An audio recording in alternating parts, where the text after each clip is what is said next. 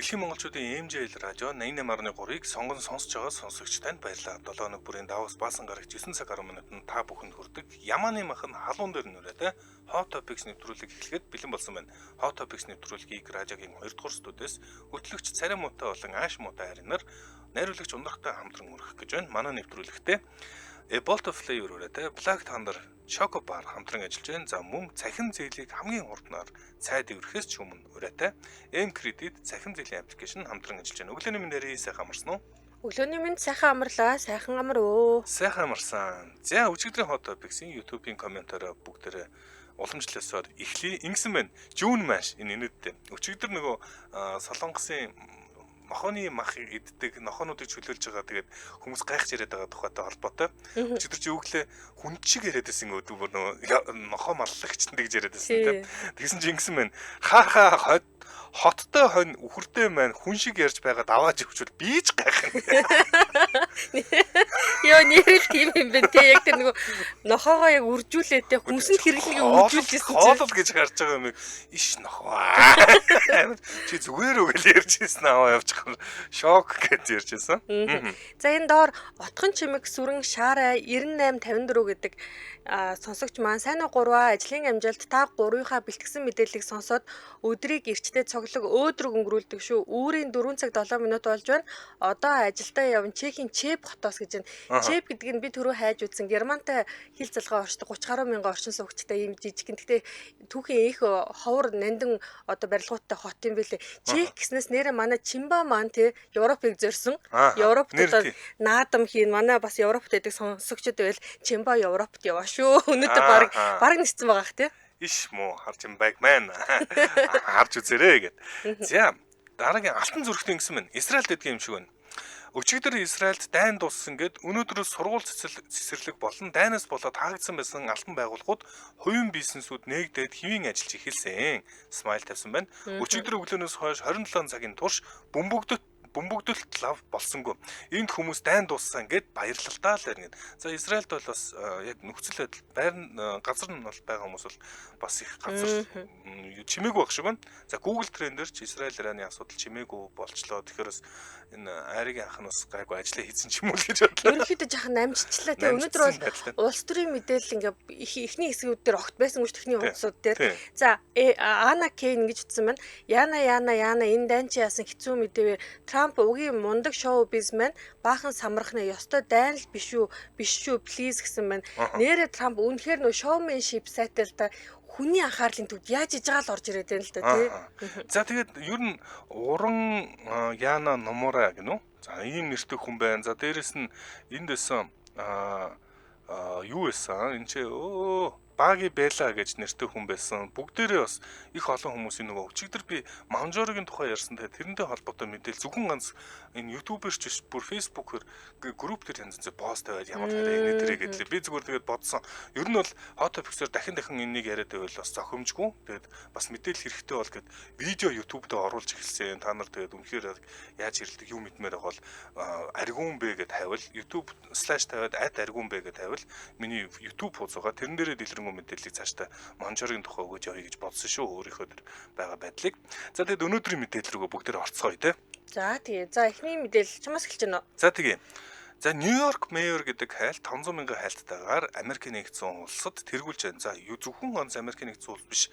Энэ Их Британд их нэрийнхэн тухай бас асуусан байлээ. Өөр хаана байдаг гэлээ? Сингапурт байсан. За Америк, Англи, түрүүн Орос дээр байсан. Ер нь ерөнхийдөө бэлээ эмтгэх дээр байсан. Би хэд хэдэн юу ороход бол бүгдэн дээр нэсэн шүү. За тэгэхээр Нью-Йоркийн одоо засаг дарга гэдэг бол Америкийн нэгдсэн улсын төрийн одоо улс төрийн томилгоонуудын хамгийн одоо супер томилгоонуудын нэг. За ерөнхий сайд, ерөнхийлөгчдөд дүүхэл тийм хэмжээний том одоо албан тушаал гэж яригддаг. Том улс төрчид энэ Нью-Йоркийн засаг дарга гэдэг албан тушаалыг хашижсэн. Энэ Нью-Йорк хотын за сонгуул болсон. За энэ сонгуульд анх удаа энтэг гаралтай хүн одоо яллаа 33 настай Мамдани гэдэг энэ хүн ярьсан. Тэгэд хүн болгоны анхааралд Мамдани гэдэг хүн орж ирээд байна л да. За Мамдани их олон зүйлээр их хүмүүсийн анхаарлыг татсан байлаа. 6 сарын 24-нд ийм ардсан намаас нэр дэвшсэн Мамдани энэ хүн ялалт байгууллаа.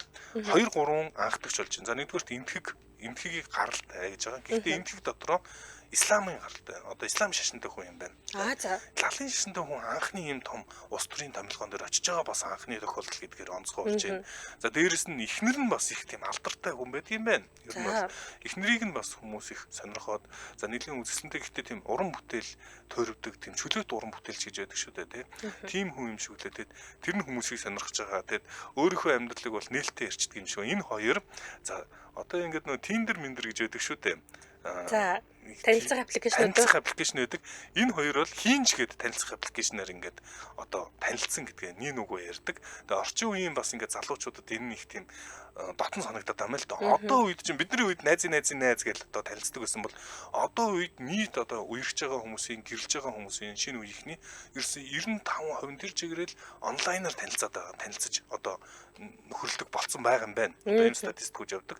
Яг энэ шинэ үетэй одоо ингээд нэг юм сонирхолтой ойрхон санагдаад байгаа юм байна. Тэг хийнжэр энэ хоёр танилцсан тухайга ярьдаг. Тэгэд эн чинь өөрөө Угандад төрсэн бас ингэх гаралтай. Тэгсэн мөртлөө Сирийн иргэн гэх юм уу? Сирийн одоо ийм уран бүтээлч ингээд Нью-Йорк ч нь бол бүр яг жинхэнэ одоо олон улсын олон үндэсний хот гэдэг шиг энэ одоо илэрхийлэл байгаа юм байна л да. Одоо амар сонирн байгаа л да. Угандад төрсэн Сирд байдаг энтих гаралтай нэхнэр нь за ингээд энтгээс гаралтай тэгсэн мөртлөө исламын шашинтай энэ хүн одоо Нью-Йоркийн одоо юу болж байна?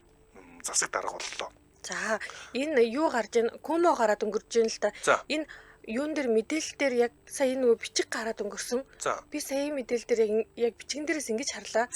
Ингэж ардчилсан намынхаа сунгаанда наад залуучин гараад ирсэн юм шиг байна. Яг нөгөө бүтэн дэшигээ гараагүй тий. За тэгвэл өслөө уучлаарай. Би одоо энэ дээр нь бол энэ сунгаанда ялсан ялах нь илүү байгаа гэдэг нөгөө юунууд дээр Мамданыгийн тухай хэвлэл мэдээллүүдээр нөгөө тооцоо судалгаа хийдэг шүү дээ. Олон нийтийн судалгаа хийхээр маш өндөр рейтингтэй гарч ирээд байгаа айлгаад байгаа л гэж одоо ойлгосон. За Нью-Йорк бол өөрөө яагаад энэ Мамданы бас их анхаарал татаад байгаа гэхээр Нью-Йорк 9 сарын 11-нд одоо исламофобия буюу энэ ислам шашинтай хүмүүсээс айдаг бүр юм айдастай болцсон мөртлөө захирагчаа энэ хүн одоо ислам шашинтай хүнээр ингэ сонгох магадлалтай болчиход байна те. За тэгээд энэ олон асуудал үүсгэж байгаа юм байна. Энэ тэгээд сая нөгөө Комо гараад өнгөрлөө гэлээ л дээ. Комо бол өөрөө бас ингээд маш алдартай улс тул өөрөө энэ чинь Нью-Йоркийн амбан захирагч байсан тийм үү. Аав нь бас өмнө нь бас Нью-Йоркийн захирагч байсан гэдэг ер нь ингээ уйларцсан ийм захирагч хүн. Тэнгүүд Комотой яг ардчилсан намынхаа сунгаанд өрсөлдөө тэгээд яг энэ энэтхэг гаралтай залуу маань ялаад гараад ирсэн юм л да. Комо өөрөө би Комог сайн мэднэ л дээ. Яаж мэддэг вэ гэхээр чинь бүр юу л да. Яг энэ дэр би болохоор түрүү ерөөсөө мэдээллийг хараагүй байсан. Сая л энэ дэр гарахаар Комод өрсөлдсөн юм байл гэж харлаа. Комогийн хувьд болохоор ер нь бол ингээд төрт улс одоо Нью-Йорк ч одоо Америк нэгдсэн улсын яг нөгөө эдийн засгийн төв гэж бараг нэрлэдэг тийм үү? Санхүүгийн төв гэж нэрлэдэг. За гисэн чинь одоо Комо ч эхлээл маш ингээд нэр алдартай байжгаад Яванда хэрэгт орооцолдохдоо бэлгийн хүч хэрхэллийн хэрэгт орооцолдоо. За Комог би одоо яг ингээд наривчлан санахгүй. Гэхдээ 10 гаруй юмхтэй буруутгаад бүр буруутгаад. За тэгэнгүүт буруутгасныхаа дараа Комо уучлалт гуйгаад аман захирагчийн ажлаа өгснөхийн дараа нөгөө шүүхтэр энэ хэрэгүүд нь бүгд ингээ хэрэгсгүй ч юм уу цагаадаад Комо тулгсан ингээд энэ тийм ингээ нөгөө шүүхтэр ингээ гаргацсан байсан гомдлууд нь гинт намжижсэн байхгүй.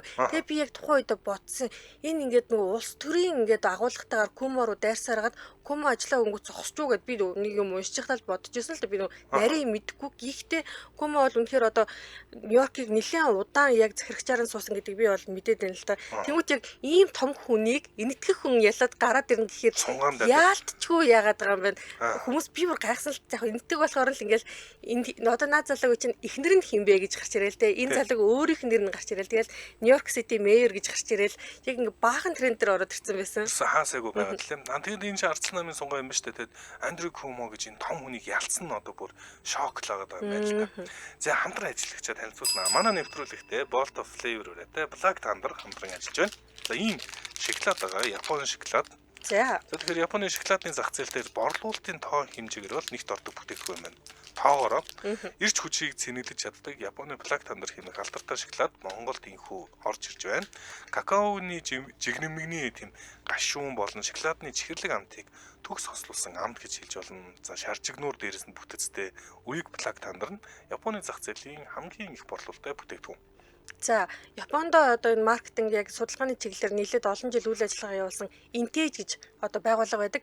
За, тэгвэл Intage-ийн SRI гэдэг үзүүлэлтийг харьцуулаад шоколадны зах зээлийн 2024 оноос 24 оны 1 сараас 2024 оны 12 сар хүртэлх борлуулалтын тоог үндэслээд Японы зах зээл дээр хамгийн их борлуулалттай бүтээгдэхүүнээр одоо яг ингээд хоёрын сая харуулж байгаа Black Thunder маань ингээд тодорсон. Тэгэхээр Япончуудын шоколадны бүтээгдэхүүнээс хамгийн их сонгож хэрэглэдэг шоколад ингээд Монголд ороод ирсэн байна л да.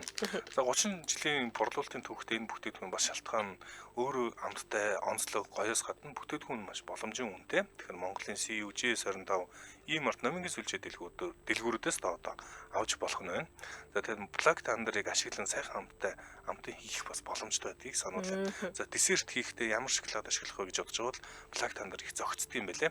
Сониноос CU дээр би буруу санагвал нэг дээр нөхнийг нөө бас урамшуул яг одоо явагдаж байгаа юм лээ. Та Black Thunder-ыг шинэ одоо шоколадны амт, Япон амт, шоколадны амт мэдэрмээр байвал Black Thunder-ыг сонирхож үзээрэй.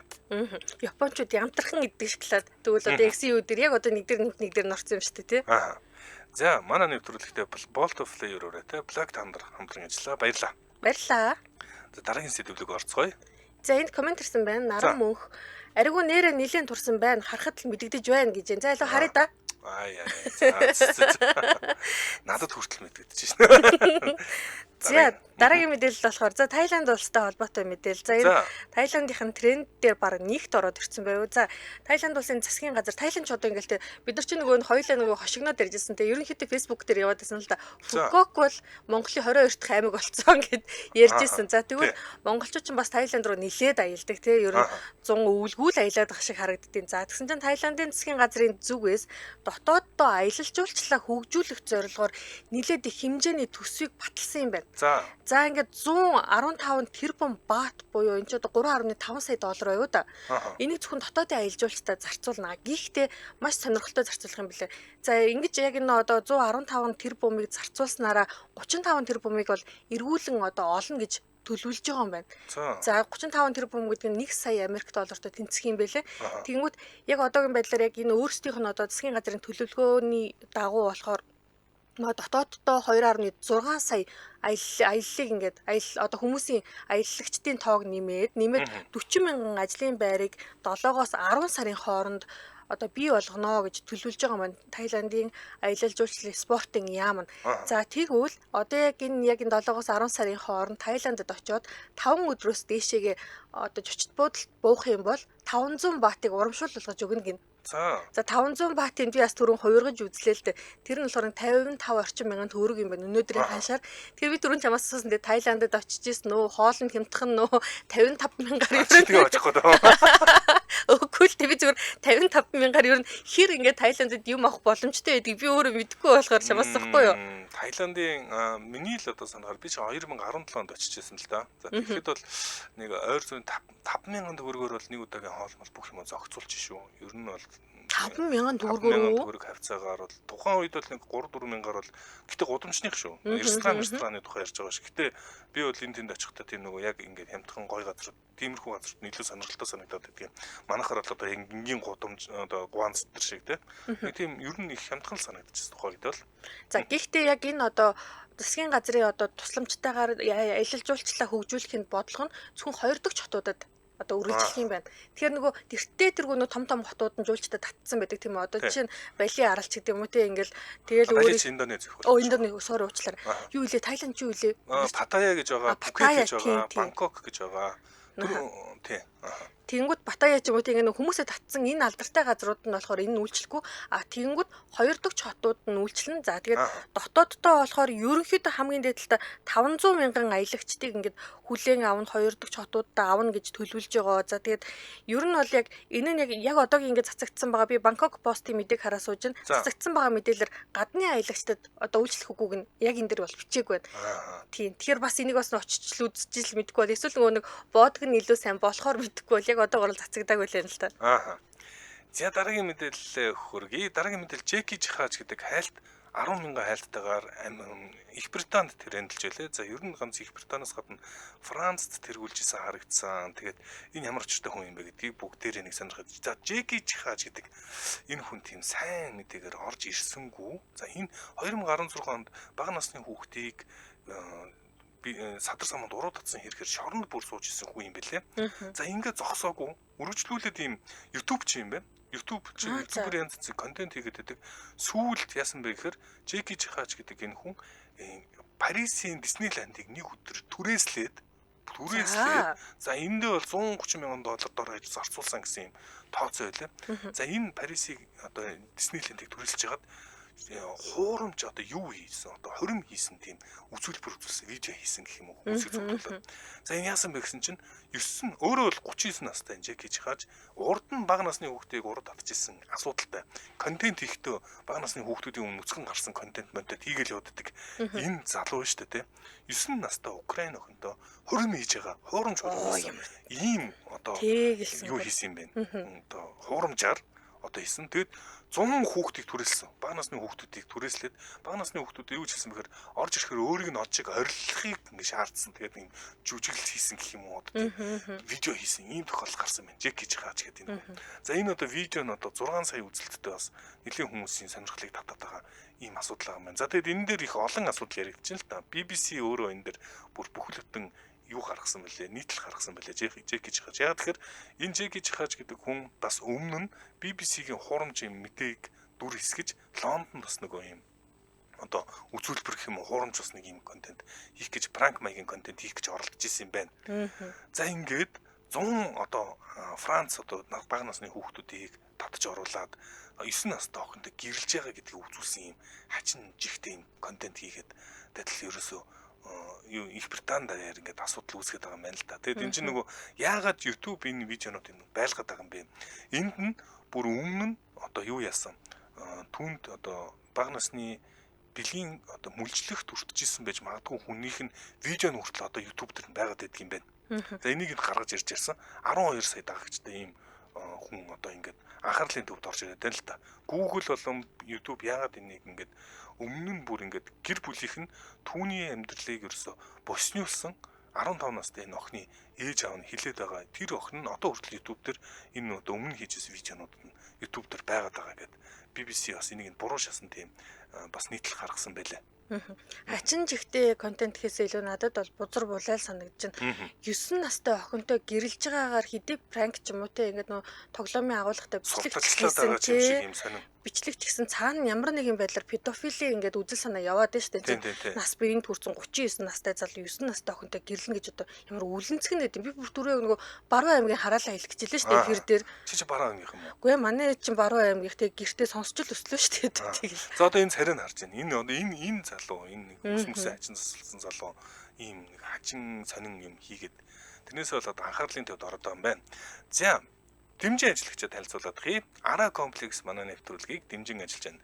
Ара Fest 2025 3 дахь жилдээ цар хүрээгээ тээлж дэлхийн аврах шалгаруулах тэмцээн олон улсын нэртэй уран бүтээлчид Монголын бүх үеийн одод үндэсний өв соёлын гайхамшигыг нэгтгэсэн цогц арга хэмжээ болж Ара комплекс Архангай аймагт 2025 оны 6 дугаар сарын 24-өөс 8 дугаар сарын 3-ны хооронд зохион байгуулагдах гэж байна. Ара Fest 2025 наадмын гол зорилго бол Монголын язгуур өв соёлоос эхлээд орчин үеийн урлагийн бүхий л төрлийг дэмжин дэлхийн хэмжээнд таниулах тэр дундаа үзэсгэлэнт Архангай нутагт аялал жуулчлалын төв болгон хөгжүүлэх явдал юм. Бид энэ жил зөвхөн хөгжмийн наадмын гэхээсээ илүүтэй гэр бүл, найз нөхдөөрөө ирж оролцсон мартагдашгүй дурсамж бүтээх цогц орчныг бүрдүүлэхээр зоржээ. Дэд бүтцээ улам сайжруулж боловсон ариун цэврийн байгууламж, нарны эрчим хүчний их үүсвэр метр өндөртэй хамгийн том гулсуур, ханан давиралт 15 метрээс өндрөөс зиплайнер гулгах болон олон улсын стандартын богино зайны моринд хариулах үйл ажиллагаа эхлүүлэн Ара Fest 2025 7-8 сарыг дамнан үргэлжлэх бөгөөд 7 хоног бүр өөр төрлийн арга хэмжээгээр дүүрэн байх юм. Манайхтай аялагчдад зориулсан тусгай бүсүүд аяллаа шин шийдэл болох унтлагын капсулуудыг анх удаа нэвтрүүлж байгаагаараа онцлог юм. За майхантай юм аялагчдад зориулсан юм онцлогтой юм байна. За манай нэвтрүүлгийг Ара комплекс дэмжиж ажиллаа баярлаа. Баярлалаа. За дараагийн мэдээлэл рүү оръё. За дараагийн мэдээлэл Энэ одоо ер нь Liver King гэдэг нэрээр их алдарсан хүний тухай ярьж өгч чинь яг ингээд одоо нэг Илэгний хаан гэдэг ийм нэрээр за яагаад энэ нэрээр нэрлэгдсэн бэ гэхээр одоо бүр эртээ дүгэн өвгдээд тийм үү ингээд анхны ингээд хүн төрлөختөн түүхийн мах идэж ингээд те хөдөө гадаа амьдарч өссөн гэдэг ийм юм сурталчлаад өөрөө их хэмжээгээр түүхийн мах идэж ингээд сошиал ингээд контент хийдэг нэмэт түүхийн махын дундаа нэгэн ялангуяа илэг их иддэг ийм одоо контент одоо ютубер гэх юм уу энэ одоо хүнтэй холбоотой мэдээлэл тренд дээр яг энэ Liver King гэдэг үгээр орж ирсэн. За энэ залуу болохоор залуу гэж одоо 47 8 настай хүн юм бэлээ. За энэ хүн болохоор өөрөө одоо бүр юу яасан эн чинь бүр алдартай эхлээл ингээл нөгөө урд хожид үзэгдээгүй үзэгдэл болвол те их хэмжээний түүхийн махыг түүхийн илгийг ингээл зулгаагаал татаж чангаагаал идээл те. Тэгсэн хэрнээ одоо найруулах зураг нэг бах ингээд бүр ингээд нөгөө ярзайсан бие хаатай те ингэдэ нэмээд чи нөгөө зузаан ингээд нөгөө булчингийн маск те ийм хүн ингээл гараад ирсэн чинь нөгөө хүмүүс пүү ингээд түүхийн мах их идэхээр ийм байд юм ямар мундагийн ингээд шүтээл те ингэжсэн чи өнөө нөхөр маань ер нь бол ингээд нөгөө би хизээч стероид хэрглэж байгаагүй гэл ингээд дахин тэрнийгээ ярьдаг байсан чинь стероид хэргэлдэг байсан нотлогдоод за тэгсэн чинь бүр саяхан одоо сарын өмнөх хүн байна уу Netflix дээр яг энэ хүний тухай баримтат кино гарцсан байсан би үзээгүй л те тэгтээ ингээд нөгөө баримтат кино гарч ийна гэдэг чинь нөгөө нэг тийм аятайхан талаараа гараагүй л ээж таарж байна л да за тэгсэн чинь Liver King гэдэг энэ хүн маань за нэгэн алдартай үнийг үзхүү гэж тулаанд дуудаад за алдартай хүн маань түрүү ариун энэ хүнийг таньж илээ Joe Rogan гэдэг хүн за ингээд UFC-г тайлбарладаг. За нэмээд чи одоо комедиан гэж байгаа, жүжигчин гэж телевизийн хөтлөгч гэж байгаа. Тэгээд бас 19 сая дагагчтай маш алдартай подкастер гэж байгаа. Хамгийн том подкастерууд нэг байдаг санаж Joe Rogan те. За Joe Rogan-ыг одоо энэ Liver King гэдэг нөхөр маань хөө Joe Rogan би чамаа ингээд дуудаж байна намайг Liver King гэдгийг хоёлаа эр хүн шиг те би чамтай үзмээр байна энэ бүр яг үзмээр байна гэдгийг утгаар хэлсэн шүү гэж ингээд өөрөө ингээд те дахин Instagram дээр ингээд стори оруулаад пост хийгээдсэн за тэгснэ би jiu-jitsu-г мэдгүй гэхдээ чи бол хар бүстэй юм байна тэгээд чи намаа ингээд те дараа давна гэсэн ч гэсэн би чамтай үзнэ чиний одоо дүрмээр би чам дээр очино бэлэн үйдэж очиж юм очиж гэлсэн. Баах юм ярьсан заяа. За ингэж яагаад нөгөөх чинь мөнгөгүй болсон юм болов. Мэдгүй. Ингэж яа нөгөөх чинь заяа. Баах ингээд нөгөө алан тал нь үзэнтэй чи намайг дийлсэн чамаагүй би чамтай үзэн гисээр агаад яг энэ Joe Rogan-ы амьдрц судаг одоо Техасын Остин хотод очиод за яваад очсон чинь нөгөө энэ хүнийг ингээд нөгөө онлайнаар тэр олон дагагчтай хүн чинь сүрдүүлэх тагаа хинч харж байгаа штэ. Тэгээд ингээд Остин хотын нисэх онгоцны буудлын дээрээс баривчлагдж байгаа бичлэг нь ингээд цацагдаад тэгээд ингээд тренд дээр орсон юм байна л та. За тэгээд би мэдгүй тэгээд нөгөө чи яг чиний хэлсэн шиг мөнгөгүй болсон юм уу гэдэг чинь хандлт хэрэгтэй байсан юм уу хайшаач. Одоо нэр бас жоох эргүү цаг үед амьдарч хүмүүс юм хандлтын төлөө юу ч хийхээс буцгаа байсан. Хажаа чинь жигтэй юмуд гүйцэтгэл болж байна да. Энэ жигтэй би зүгээр л миний л бодол шүү. Явандаа бас баг энгийн зүйл болж хоёр дүжрэх юм шиг байна өө. Түнөө одоо интернетээс ингээд янз бүрийн юм харснаа ингээд итгэхгүй хэлсэн шүү дээ. Ерөөсөө нөгөө яа өдөргээд ерөөсөө бүх муу санаанд олсон байл шүү. Тэр ч одоо зүйл ах л да. За дараагийн мэдээлэл рүү оръё. Дараагийн мэдээлэл Line Tower Fire гэдэг одоо энэ Солонгост бол 5 дугаар шугамын гал гэдэг нэртэй юм хайлт тэргүүлж эхэлж байна. Тэргүүлсэн. Одоо сүүлийн 24 цагийг бүгдээр шүүдэг шүү дээ. За энэ ууг нь бол ууг хэрэг нь аль дээр болсон явдал юм бэлээ 5 сарын 31-нд болсон гэсэн байна. За Сөүлийн метро гэж байдаг алдартай бас дэлхийн алдартай метрогийн нэг. За энэний 5 дугаар зам дээр 5 сарын 31-нд саяхан болсон гэсэн үг. Өглөө 8 цагийн үед за энэ одоо UN Nairo болон Mapo гэдэг энэ шугамын одоо буудлын дунд нэгэн хэрэг болсон хүн зүгээр ингээд метрож явж ирсэн одоо бичлэг нь манай найруулагч үзүүлэх баг.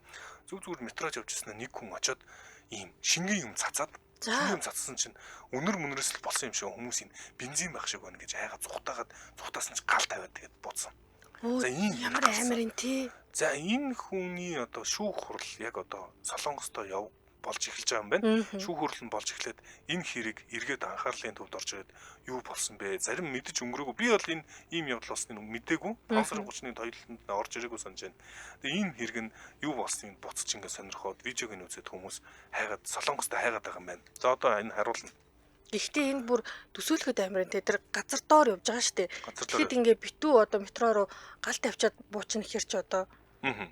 За тэгээд энэ чинь гал тавьчаад бууж байгаа. Ер нь бол хүн хаацуулж эрсдэггүй. За өөрөө бас төлөгдөх төгсөн. Тэгсэн энэ үйлдэлийг хийсэн хүн ямар өчтөө өнгөцсөн чинь 30 68 настай хүн юм байлээ. Мгм. За тэгээд салсан их нэртэйгээ салаад салснаасаа болоод бас их тийм нөгөө их нэртэй чинь салах чинь нөгөө хөрөнгөө хуваах моох янз янзын асуудлаас болоод нэлийн асуудалтай байдаг.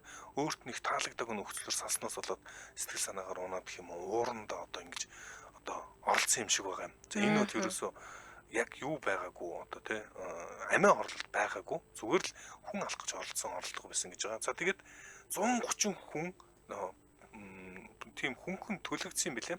Гэхдээ түүнд одоо бэлдэж байгаа ял нь бол 130 хүнийг алах гэж оролцсон гэсэн тийм өндөр ял одоо бэлдэж байна. Тэгээд 21 хүн бол нэлийн хүнд бас гимцсэн гэсэн.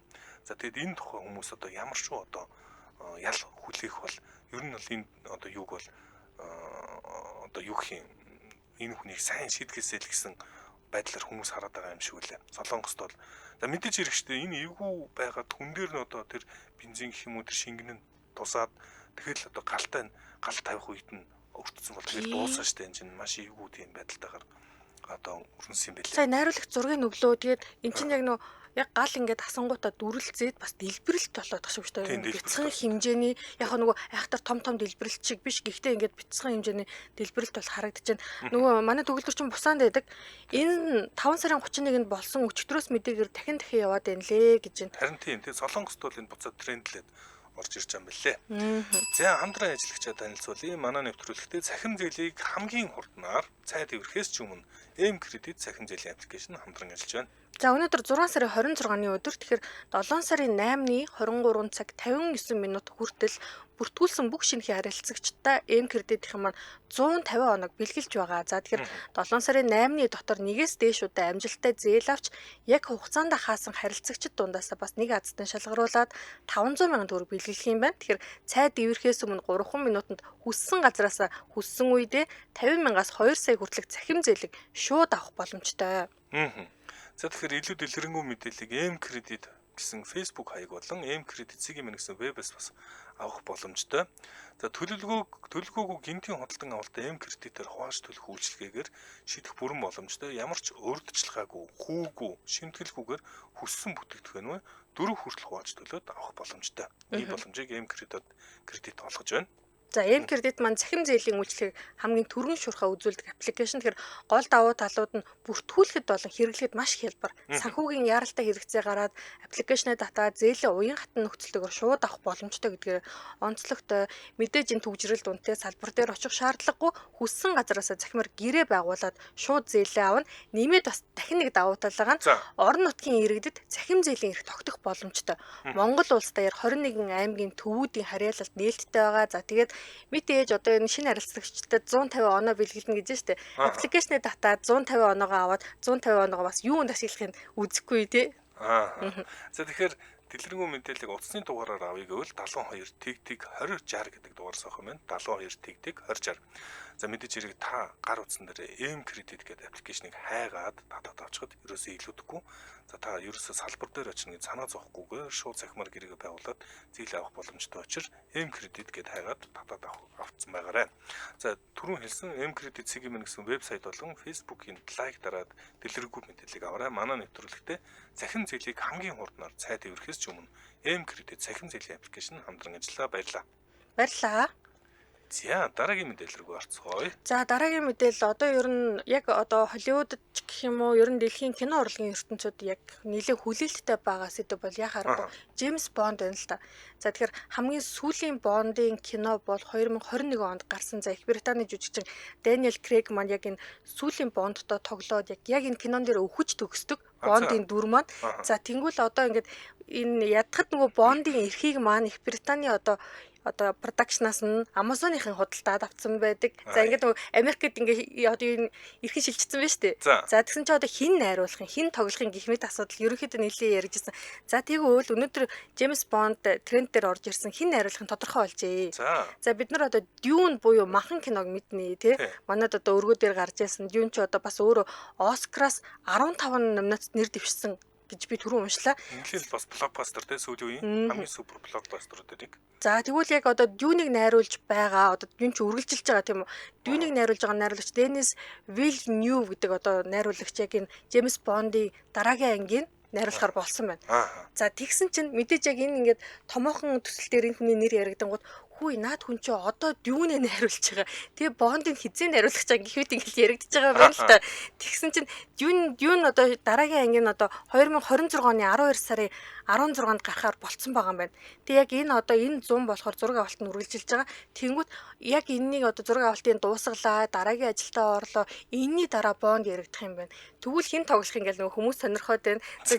Яг одоо нөгөө бид нар чи юу яасан шүү дээ. Сая Harry Potter-ын хойл ярьсан тий Harry Potter-ын цуврал нь гарах гээд гэсэн чинь бүгд их сонирхоод байсан тий. Тэгсэн чинь нөгөө Severus Snape-ийн дүр дөнгөж тарьстай жүжигчин тавьсан чинь би нэг айгүй дургуулахыгүй юу миний хайртай дүргээд тэгсэн чинь нөгөө өнгө тарьстай жүжигчнээ татцсан байсан. Болцсон уу? Болцсон. Тэгсэн чинь одоо болохоор яг ингээд Америкчууд ч юм уу тий Idris Elba гэдэг өнгө тарьстай жүжигчнийг Bond төр нэлээд түлхүүлээд байсан чинь нөгөө британчууд нь Bond бол тийм үү Британий ингээд нөгөө үндэсний ингээд одоо баялаг бахархал болсон дүрээ тий аль 50-50 он 53 оны Ian Fleming-ийн зохиолоос ингээд сэдвүүлсэн энэ тусгай тагнуулчийн дүр цагаан арьстай аль хүн байсан энийг ингээд нөгөө diversity ч юм уу тий цөөнх ингээд өнгө тарьснуудын эрхийг хамгаалж байгаа нэрээр өөр хүн тоглохын зохисгүй гэл ингээд нэлээд яригдчихсэн. За тэгвэл одоо болохоор хамгийн сүүлийн үеийн байдлаар нөгөө Henry Cavill яригдаад илээ Bond дээр.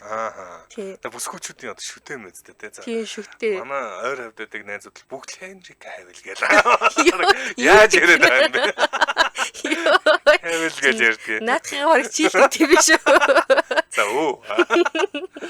За дараагийн мэдээлэл рүү оръё. Дараагийн мэдээлэл бүхний мэдэх хүн бас анхаарлын төвд орж ирсэн. За энэ hot topics-оор нэг хэсэг бас нэлийн од болсон хүн байна. Katy Perry. За Katy Perry гэдэг альт 50 мянган айлтайгаар Америк нэгдсэн улсад яг анхаарлын төвд орж ирээд инхүү одоо олон яриа болоод байна. За Katy Perry бол яг үүндээ өөрийнхөө өгүүлдлээс болж бас анхаарлын төвд орж ирсэнгүй. За Энэ одоо түүний найз залуу. Нөхөр гэрэлчлүү? чи Орландо Блум гэж байна. Орландо Блум. Салсан нөхөр нэлгүй? Салсан нөхөр юм уу? Тийм. Салаагүй тэр хоёр. Салаагүй юу? Ингэсэн юм байна. За одоо би байж тээ өчигдөр Katy Perry гэдэг ингээ хайгаад бас нэлийн ухлаа.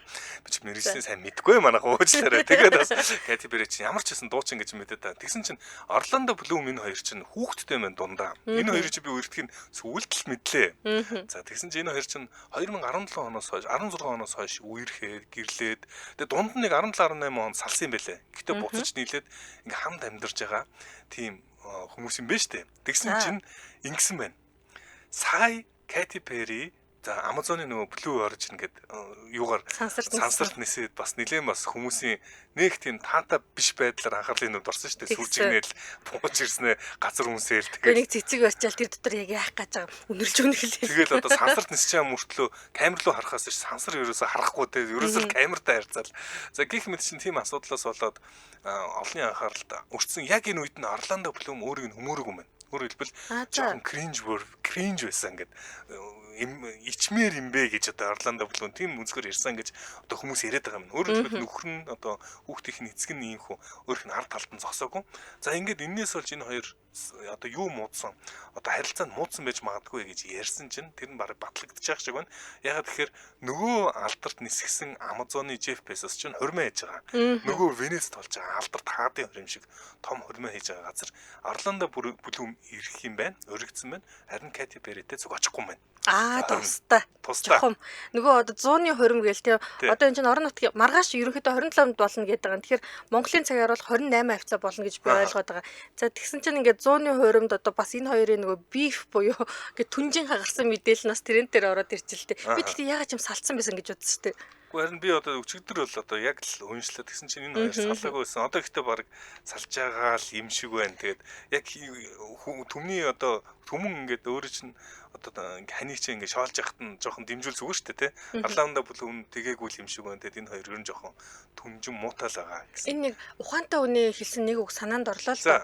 Хизээ нэгэн цагт бүгд сална. Тэр ютубер охин чинь юм блэ нэг монгол охин байдаг юм. Худлаа яриад ааш би чамаг ирчих. Тэр охины хэлсэн үгийг би авсан байхгүй юу? Тэр чинь угаасаа бүгд сална гэдэг. За энэ хүрээд манай өнөөдрийн hot topics нэвтрүүлэг өндөрлөх болсон байна. Манай hot topics нэвтрүүлгийн өнөөдрийн дугаартай Bolt of Flavor ураатай Black Thunder хамтран ажиллалаа. За мөн цахим зээлийг хамгийн урднаар цайд өрхөөс ч өмнө ураатай M Credit цахим зээлийн аппликейшн хамтран ажиллаа. Сонсогчдод өргөжлүүлээд радио мэдээгээ хүлээн аваарай. 10 цаг 10 минутаас манай эфир хөгжин төд нэвтрүүлгээр үргэлжлэх болно. Баярлалаа.